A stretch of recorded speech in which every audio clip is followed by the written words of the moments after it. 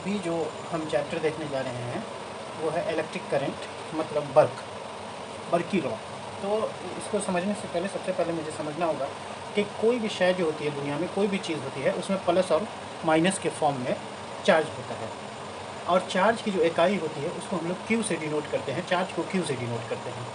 तो इसी चार्ज के जो फ्लो है, बहाव को हम लोग क्या कहते हैं, बर्की लॉ कहते हैं। तो चार्ज के बहाव को हम लोग बर्की लॉ कहते हैं, लेकिन चार्ज के बहाव को नहीं, बल्कि चार्ज के बहाव के शरह को, शरह मतलब रेट ऑफ चार्ज, मतलब कि एक यूनिट टाइम में, एक मखसूस टाइम में, मतलब एक इकाई वक्त में जितना चार्ज एक जगह से क्रॉस करता है उसे ही हम लोग बर्की लॉ कहते हैं। तो उसी का डिफिनेशन है, किसी मखसूस रकबा से एक इकाई वक्त में, मानी इकाई वक्त में बहने वाले चार्ज की मिकदार को बर्की लॉ कहते हैं। यानी कि चार्ज के बहने की शरह को हम लोग क्या कहते हैं, बर्की लॉ कहते हैं। और बर्की लॉ को, मतलब इलेक्ट्रिक करंट को हम लोग आई से, यहाँ देखिए ये जो आई है, आई से हम लोग दिखाते हैं या आई से डिनोट करते हैं, मंसूब करते हैं। पहले बर्की लॉ को, ये जो बर्की लॉ था, पहले हम लोग बर्की लॉ को पॉजिटिव चार्ज का बहाव समझते थे। मतलब पहले बर्की लॉ को मुस्बत चार्जों का, प्लस चार्जों का बहाव माना जाता था। लेकिन हकीकत में ये क्या है कि बर्की लॉ जो है, बर्की लॉ की जो सिमत होती है वो इलेक्ट्रॉनों के बहाव की सिमत होती है, इलेक्ट्रॉन के बहाव की सिमत होती है। और हम जानते हैं कि इलेक्ट्रॉन पे मनफी चार्ज होता है, मतलब ये मनफी चार्ज के बहाव की सिमत होती है। अब हम लोग आते हैं बर्की लॉ, आप समझ गए होंगे, बर्की लॉ को आई से हम लोग डिनोट करते हैं। और ये चार्ज एक इकाई वक्त में चार्ज के कितना मिकदार में चार्ज एक रकबे से बह रहा है, उसी को हम लोग इलेक्ट्रिक करंट यानी बर्की लॉ कहते हैं, जो यहाँ पे हमने दिखाया। अब आता है बर्की सर्किट, मतलब ये जो बर्की लॉ है या इलेक्ट्रिक करंट जिस रास्ते से होकर के बहता है, जिस रास्ते से होकर के निकलता है, उसी को हम लोग बर्की सर्किट कहते हैं। ये हमेशा बंद रास्ता होता है। बंद रास्ते का मतलब वो कहीं से टूटा फूटा नहीं होता है। मान लो कि ये बैटरी है, ये एक बैटरी है और इससे एक ऐसे वायर जुड़ा हुआ है, यहाँ पे एक स्विच है और ये ऐसे करके यहाँ पे फिरा करके जुड़ गया और यहाँ एक बॉल लगा दिया, तो ये कहीं पे नहीं टूटा हुआ है, तो इसी को हम लोग सर्किट कहेंगे। लेकिन अगर यहाँ टूट गया तो इसका चार्ज फ्लो नहीं होगा और यहाँ बॉल नहीं जलेगा। तो बंद रास्ते को, बंद रास्ते का मतलब उसमें कहीं से भी कोई टूटा हुआ नहीं होना चाहिए, तो इसे हम लोग क्या कहते हैं, इलेक्ट्रिक सर्किट कहते हैं। तो बर्की लॉ का मुसलसल और बंद रास्ता ही क्या कहलाता है, बर्की सर्किट कहलाता है।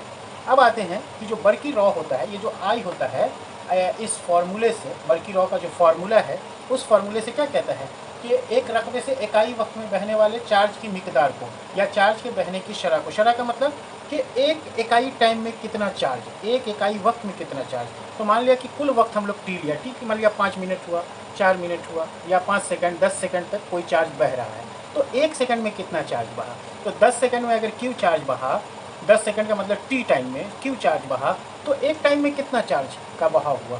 तो हम लोग कुल वक्त से क्या करेंगे, टोटल चार्ज को डिवाइड कर देंगे। मान लो 10 चार्ज 5 सेकंड में, तो 1 सेकंड में कितना, 10/5, मतलब 2 चार्ज बहेगा 1 सेकंड में।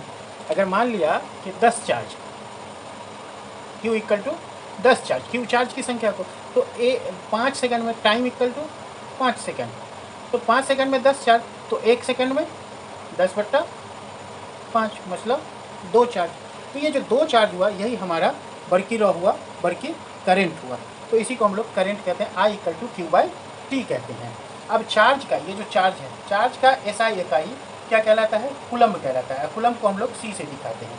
जो Q है, Q का SI यूनिट क्या कहलाता है, कूलम्ब, और कूलम्ब को C से हम लोग डिनोट करते हैं। और एक कूलम्ब जो होता है वो 16 × 10 का पावर 18 के बराबर, 18 इलेक्ट्रॉन के चार्ज के बराबर होता है। मतलब एक C जो होता है 1.6 × 10⁻18 इलेक्ट्रॉन के चार्ज के बराबर होता है। और 1 इलेक्ट्रॉन जो होता है, सॉरी 1 पॉइंट नहीं बल्कि ये होगा 6 × 10⁻18 इलेक्ट्रॉन के चार्ज के बराबर होता है। और एक इलेक्ट्रॉन जो होता है 1.6 × 10⁻19 कूलम्ब का के बराबर होता है, मतलब उस पर जो चार्ज होता है उसके बराबर होता है। तो ये जो दो चीज़ें इसको आपको याद रखना होगा। 1 कूलम्ब इक्वल टू 6 × 10⁻18 इलेक्ट्रॉन का चार्ज, और 1 इलेक्ट्रॉन इक्वल टू क्या हो जाता है कि 1.6 × 10⁻−19 कूलम्ब। अब आता है बर्की लॉ की इकाई। ये जो बर्की लॉ है उसकी इकाई जो है एम्पियर होती है, जिसे ए से हम लोग दिखाते हैं। और ये फ्रांसीसी साइंसदान था मैरी एम्पियर, उसी के नाम पे एम्पियर रखा गया था। अब मैरी एम्पियर के नाम पे ही एम्पियर रखा गया था। तो बर्की लॉ की यहाँ देख सकते हैं कि बर्की लॉ की इकाई जो है, बर्की लॉ की इकाई एम्पियर, जो फ्रांसीसी साइंसदान मैरी एम्पियर के नाम पर रखा गया था। और जो 1 एम्पियर होता है वो 1C मतलब 1 कूलम पर सेकेंड होता है। 1 एम्पियर जो होता है 1 कूलम पर सेकेंड होता है। और 1 मिली एम्पियर जो होता है वो 10⁻³ एम्पियर होता है। और 1 माइक्रो एम्पियर जो होता है 10⁻⁻6 एम्पियर होता है। ये माइक्रो एम्पियर, ये मिली एम्पियर। तो इस तरह से हम लोग एम्पियर समझ गए कि बर्की लॉ की इकाई को हम लोग क्या कहते हैं, एम्पियर कहते हैं, जिसे ए से दिखाया जाता है। और 1 एम्पियर जो होता है 1 कूलम पर सेकेंड होता है, मतलब 1 सेकेंड में जब 1 कूलम चार्ज बहता है तो उसे हम लोग 1 एम्पियर कहते हैं। और 1 मिली एम्पियर जो होता है वो 10⁻³ एम्पियर के बराबर होता है। और 1 माइक्रो एम्पियर जो होता है 10⁻6 एम्पियर के बराबर होता है। अब हम लोग देखते हैं कि अमीटर क्या होता है। तो अमीटर जो होता है वो एक आला होता है। अमीटर जो होता है वो एक आला होता है। यहाँ देखिए, अमीटर एक आला होता है जो सर्किट में बर्की लॉ की पैमाइश करता है। इसे सर्किट में सिलसिलेवार तरतीब से जोड़ा जाता है। सिलसिलेवार तरतीब का मतलब आप समझ रहे होंगे, सीरीज़ में इसे जोड़ा जाता है। तो इस तरह से हम लोग जो बर्की लॉ है उससे जुड़े हुए टॉपिक्स के बारे में, उससे जुड़े हुए सवालात के बारे में समझे हैं। और आप इसे अच्छे से एक बार देख लें और समझ लें। अब अगला जो हम लोग देखेंगे वो है मुज़म्मरात, मतलब पोटेंशियल। तो आइए अब पोटेंशियल के बारे में जानते हैं।